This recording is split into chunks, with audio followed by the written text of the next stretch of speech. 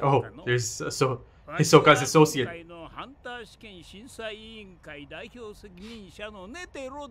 Ah. せっかくだからこのまま同行させてもらうわい。よし、ゴン、飛行船の中探検しようぜ。元気なやつ。But careful. まったくだ。Ah. 次の試験に受かりたきゃ、この飛行船の中でも気を抜かない方がいいってことだ。Done by at it again. なんだよそれ。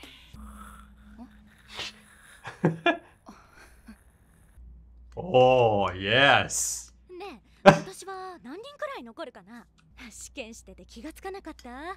結構いいオーラ出してたやついたじゃない。どうよ、サタツ。サトツ、the homie。私は断然99番がいいですな。キルア。きっとわがままで生意気よ。ブハラはルーキーじゃないけど、やっぱ44番かな。44, eh? ベンチも気がついてたと思うけど、255番の人が切れ出した時、一番殺気を放ってたの。44番なんだ。Intense bloodlust. もちろん great shot. 抑えられないって感じのすごい殺気だったわ。あいつ最初からああだったわよ。私らが姿見せた時からずっと私がピリピリしてたのも実はそのせい。あいつずっと私に喧嘩売ってんの。彼は要注意人物です。認めたくはありませんが、彼も我々と同じ穴の無地なんです。ただ彼は我々よりずっと住んでいる。我々ハンターは心のどこかで常に公的種を求めています。Yeah, I mean... 認め合いながら競い合える相手を探す場所。ハンター試験は結局そんなところでしょう。Yeah, yeah. They made that much clear. そんな中にたまに現れるんですよね。我々がブレーキをかけるところでためらいなくアクセルを踏むようなああいう異端児が。Great shot. The pull-in.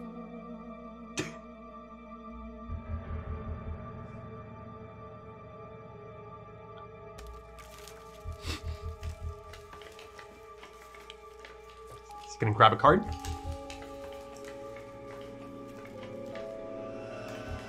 Joker.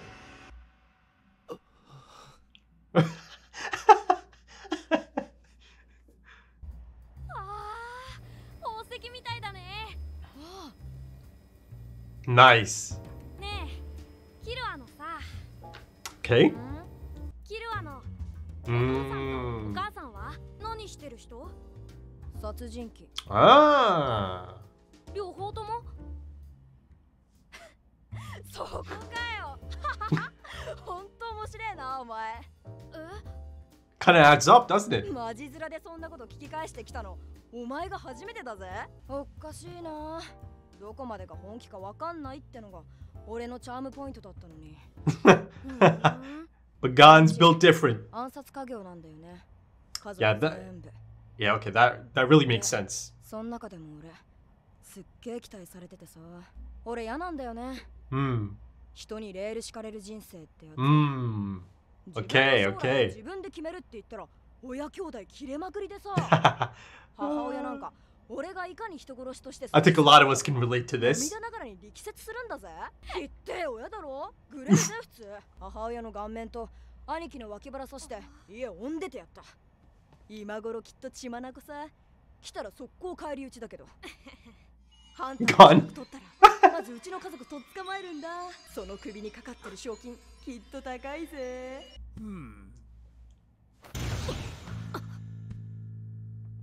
したかな。ネテロさん、こっちの方から今誰か来なかった？いや。いつの間に。素早いね、年の割に。今のが？なんかよ、じいさん最終試験まで別にやることないんだろ。A bit of fun. ゲーム？もしそのゲームでわしに勝てたらハンターの資格をやろう。Okay, I mean. やるやる。この船が次の目的地に着く。Oh, it's not happening. この玉をわしから奪えばお主らの勝ちじゃ。そんなの簡単じゃん。ゲームになんないよ。なるかならんか試してみ Yeah. ろって。Hold on, hold on. ただ取るだけでいいんだね。Just? じゃ、俺から行くよ。Ooh. これは暗殺術の技の一つ。死曲。Ooh, the rhythm echo. I like that. 気をつけ残像を生じさせ、敵を幻惑させる。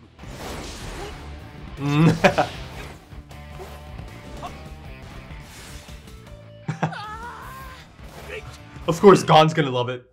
先に動きを止めてやるぜ。いた、もろ軸足。He'll be fine.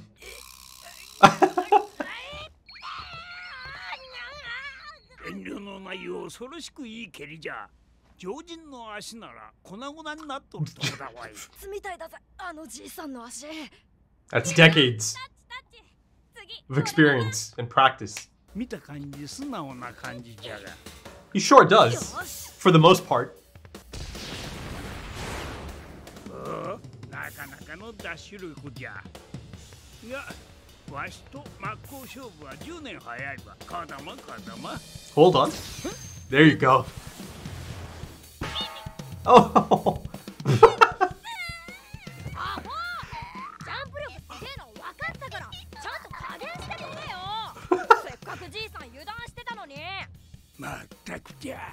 とぼけた顔をしとるが、それなりに考えとるようじゃな。Literally as well sometimes. 失敗。 Tanpa. Troll. やつら今夜は緊張で。 They'll be out like a light. Yep. 寝てるし。攻撃が単調になっとるぞ。Woo. 靴を脱ぎ、蹴りの間合いを伸ばしおるとは。 Oh, how about that? Woo. Great shot. It's good for them. It's good for them to have this experience. This is a high-level hunter right here. 努力賞といったとこじゃの。 They give it a good shot. すごい、ネテロさん。すごいよ。あのじいさん、右手と左足ほとんど使ってないんだよ。え？それなのにこのありさまだ。Yeah. はあ、とことんムカつくじいさんだぜ。ゴータゴン。あ、俺もうちょっとやってく。あ？うん。ボールはもういい。 He just wants the... まだ半分ぐらい時間あるし、それまでにネテロさんに右手くらいは使わせてみせるよ。 Ah. Interesting development そう。 on the fly. ねえ、ネテロさん。 Netero. さ Netero. っきキルアがゆっくり歩いてたのに何人にも見えたんだけど、あれってどうやるの？あれは闇商売の専売特許みたいなもんじゃ。 Ooh. お主は知る必要がない。 He is from a family of assassins after all.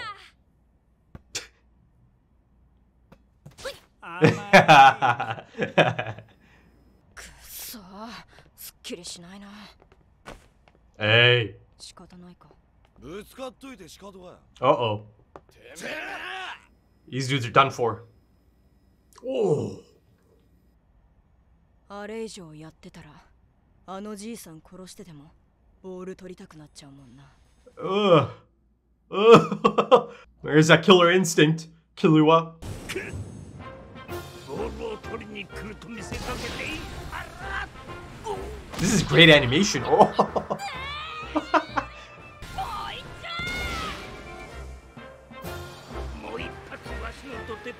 He's not. He's gonna change it.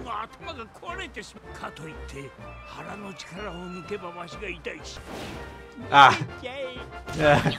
Oof.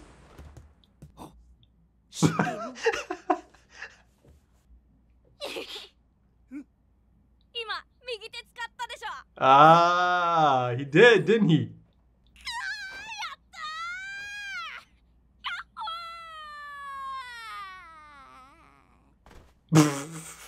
He put him in a impossible situation, right? Forced him to use his right hand to dodge altogether. 順調なとこ悪いんじゃが、少しゆっくり飛んでくれて Ah, how lovely.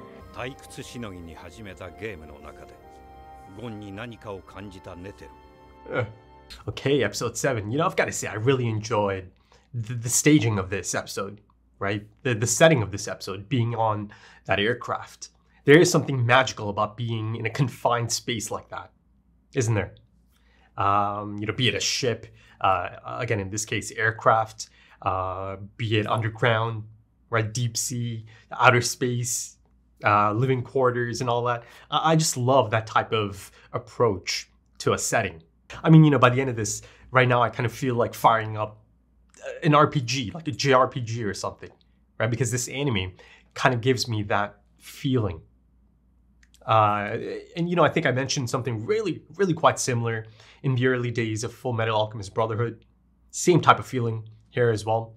You know, that sense of discovery, that sense of getting to know new and exciting, unique characters, right? A mix of unique characters. And of course, one of those mixes is essentially the showcase, the focus of this episode, the friendship between Gon and Killua. It's a fascinating one for sure, because at the surface level, yes, you know, they're like 12-year-olds, you know, younger kids that just kind of have that aspect in common, right? Full of energy to have fun and to discover, right? You know, they'd rather go and take a chance to explore this aircraft rather than kind of rest, because it is essentially the first time the applicants or participants have had a chance to rest since the underground tunnel, right? It's like a proper resting period. Though, of course, Tonpa did his best to kind of rattle Kurapika and Leorio, right? Kind of put them on edge. He tried his best to make it so, you know, they're really quite tired and paranoid, but nope. They're a little too tired to care about his shenanigans, right? And they just kind of fall asleep anyways. And, you know, I've got to say, even though the focus here is Gon and Killua, Kurapika and Leorio, you know, that friendship is really quite wholesome, isn't it? You know, there's this mutual respect there, especially Kurapika coming around on Leorio. You see that there is a lot of respect there, right? And you see that Kurapika actually cares for Leorio quite a bit as well. So it's great to see. Again, you know, the contrast. I think, you know, I brought this up a few episodes ago as well, right? You've got maybe the group that's a bit older, though of course, you know, Leorio's much older than Kurapika in comparison to Gon and Killua being essentially the same age. But of course, beyond the unique friendship of Gon and Killua, there is a focus on Killua and his backstory, a bit of his backstory at least, right? So I think I spoke of this, right? He's essentially the last one remaining from the main crew, at least, in terms of a bit of backstory, a bit of insight into how he actually got to this point. And yeah, you know, it really kind of checks out, doesn't it? He comes from a clan of assassins, generational assassins, right? Runs in the family, it's in their blood. And, you know, he was kind of next in line. Everything is kind of decided for him already. And that's the thing that really annoys him. So much so that it kind of drives him from his family. I mean, it's not even as simple as that, is it? Like, there is a tussle, you know, they kind of come to blows. He said something about stabbing his mother or slashing his mother and then stabbing his brother in the side. Yeah, you know, Killua, you know, they hinted at this. They hinted at this side of him in his first appearance even. Right, back in episode 3, him and Tonpa, the laced juice incident, right? He's asking for more. And then, you know, there's that moment as it kind of taps into his dark side, his actual self, perhaps, rather than the surface level facade that he puts on. And he himself kind of admits to it. He kind of alludes to it in this episode as well, right? He believes that's the charm that he exudes even, the mysterious nature of his personality. But that look on his face from episode 3, it's back. You know, I see it here. After he essentially kills the two guys. I mean, the narrator at the end mentioned 42, and that's the same number, right? It begins with 42 and it remains 42. Now, I'm not sure if they just haven't updated it or indeed they didn't die, but like he's clearly really badly injured them at the least. I mean, to me, it felt like kill shots. even the presentation itself. And again, the jarring nature of it, the nonchalant nature of him just, it's as if they didn't even register, right?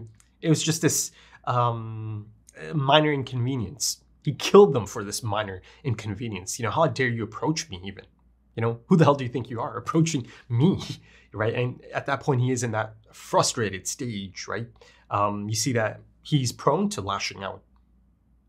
I mentioned the contrasting nature, or did I mention? I called it a unique friendship, but the contrasting personalities below the surface level, things that kind of bring them together. And I'm speaking of Gon and Killua. Essentially, Gon and Killua are polar opposites. They really are, but in that sense, it's really quite perfect as well, right? Because again, opposites attract. They do. There is something really quite special about Gon that Killua has picked up on as well, and it's kind of explored a bit further here, right? Because he's a little bit caught off guard. He's a little bit surprised that Gon just accepted it, right? He didn't question it. He didn't question that indeed he comes from a family of assassins. His immediate inquiry is about, both of them? Rather than, come on, you're just saying that. Because Killua clearly is used to having people doubt that story, that he comes from this clan of assassins. And the thing is, at that age, he's already essentially a master assassin, isn't he? According to the chairman, at least. Or he's mastered some of these techniques, like the rhythm echo. Great name for a technique, isn't it? Really is. Really quite unique. I wasn't expecting such a unique name for it. I thought it'd be something a bit more simplistic, right?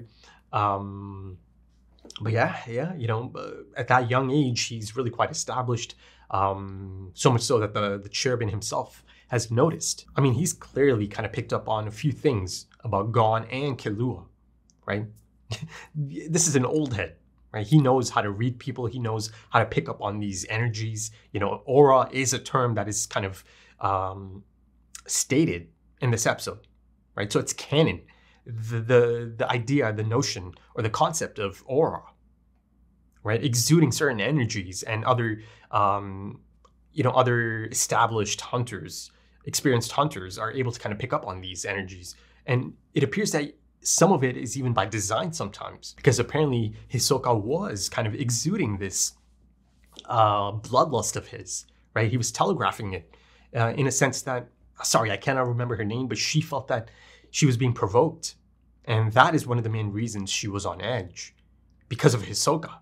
It's kind of crazy now. There's a bit more context, because in the last episode, Hisoka is barely even shown or mentioned, other than that one instance of him getting ready to maybe engage, right? But it didn't happen.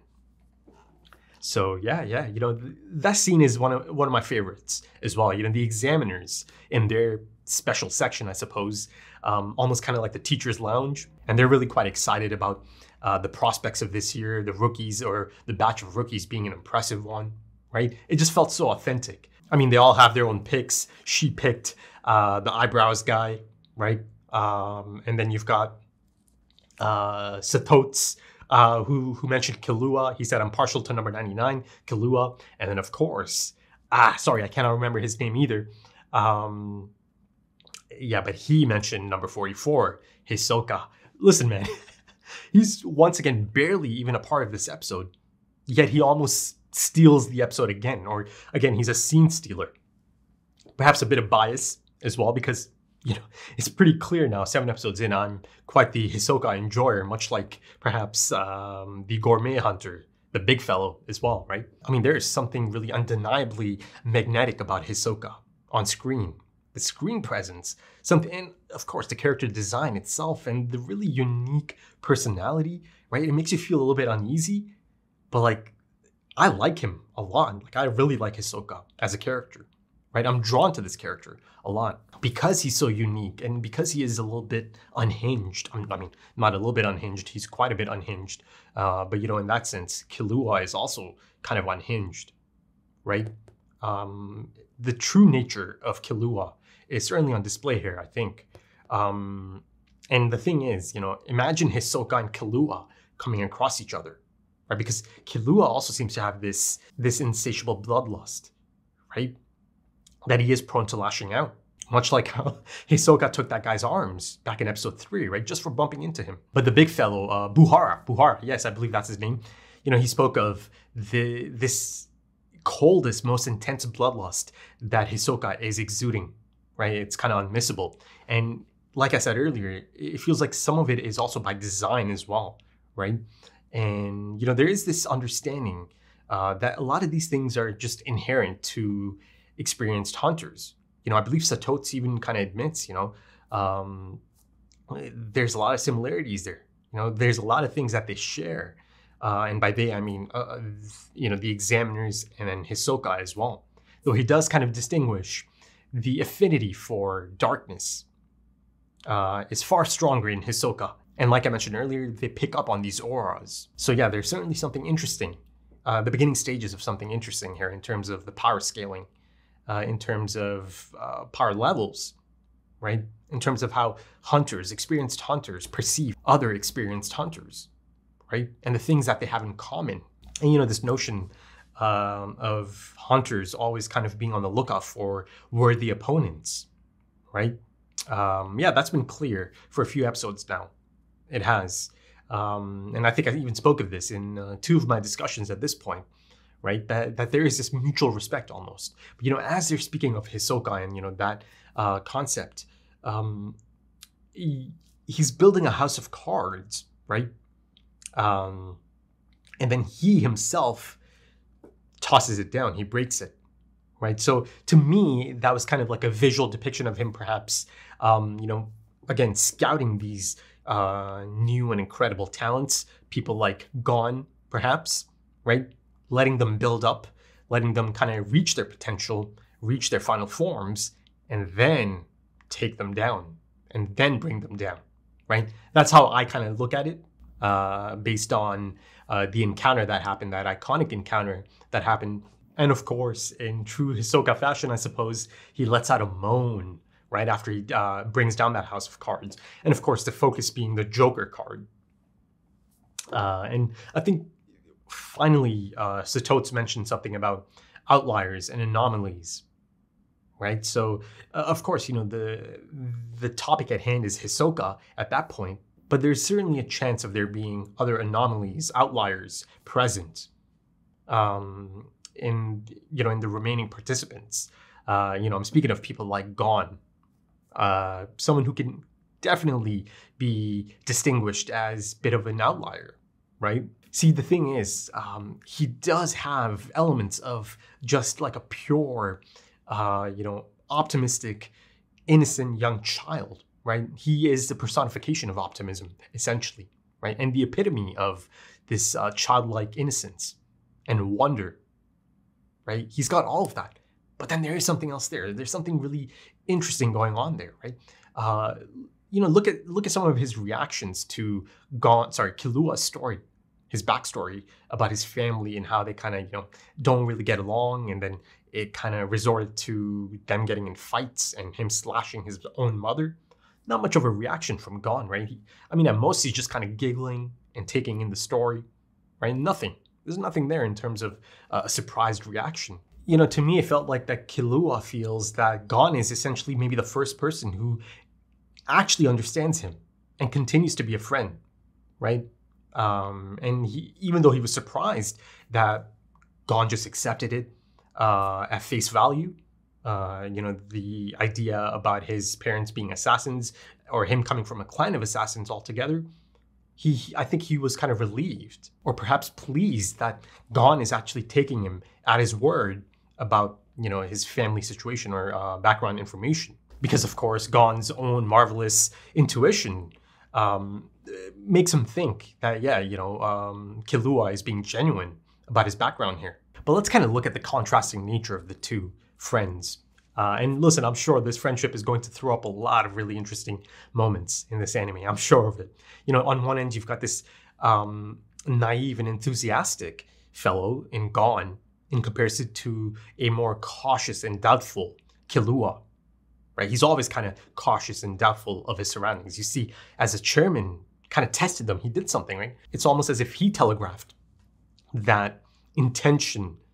You see that the expression on his face changes momentarily, right? one that is kind of exuding this sense of danger, right? And both of them actually pick up on it. Both Gon and Killua pick up on it. But you see Gon doesn't really think much of it beyond that, but Killua is really quite cautious around the chairman after that, right? And almost kind of rude. But continuing on Gon and Killua, you've got crafty and malicious on one side, and then you've got straightforward and simple-minded on the other, and Gon, right?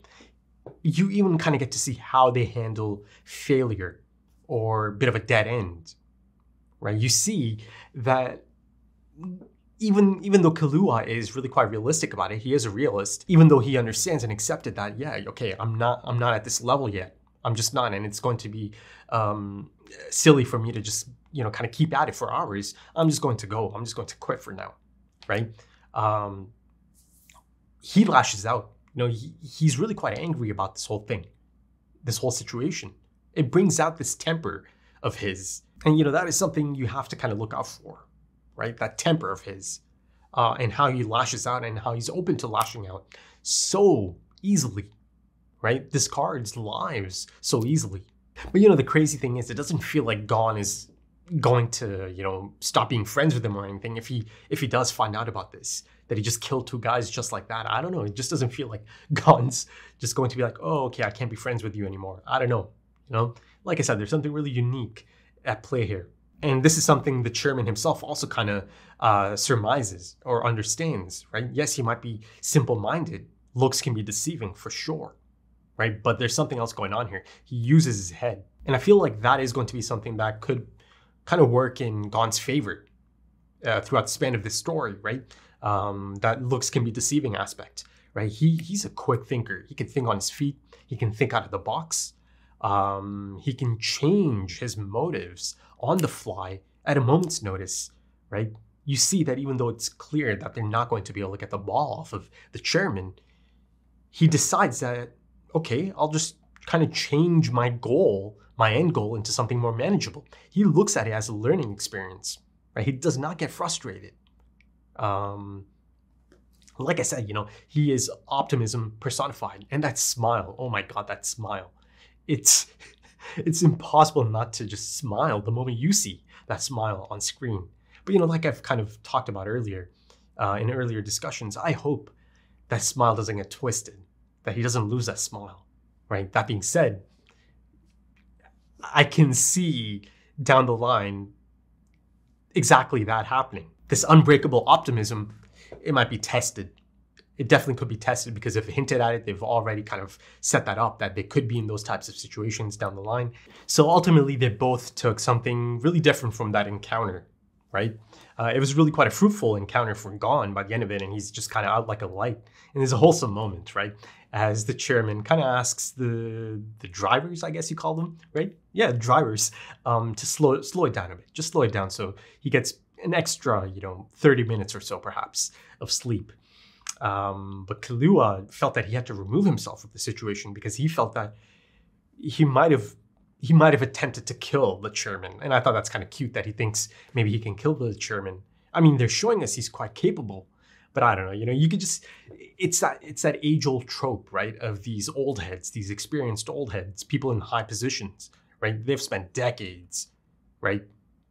Mastering their technique, and they've seen it all, they've been through it all. So I don't think Killua could have killed him or anything, even if he wanted to. But still, that being said, he believed it, and he felt that he had to remove himself. So that in itself is kind of mature as well, isn't it?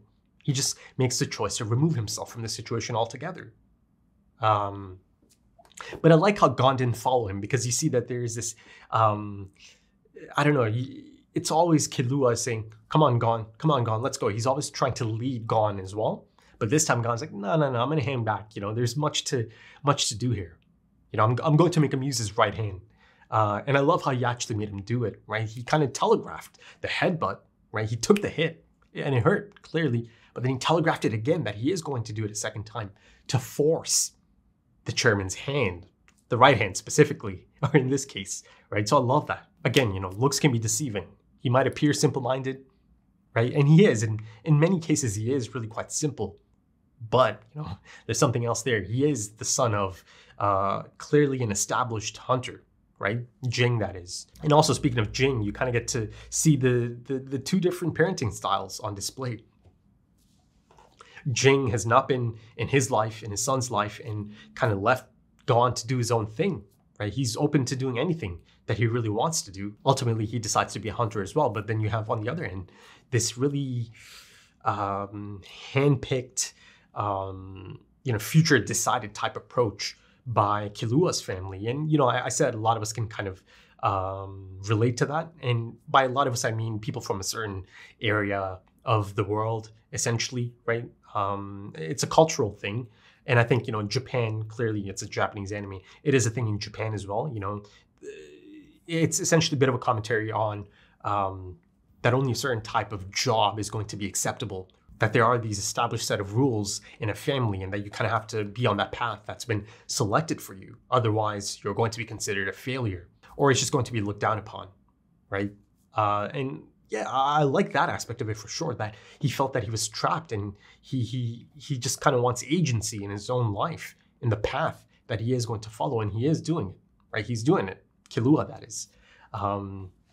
But yeah, I'm sure I'll probably get to see him run into his family members at some point throughout the anime. It's a long one, so I'm sure at some point he'll kind of come across them.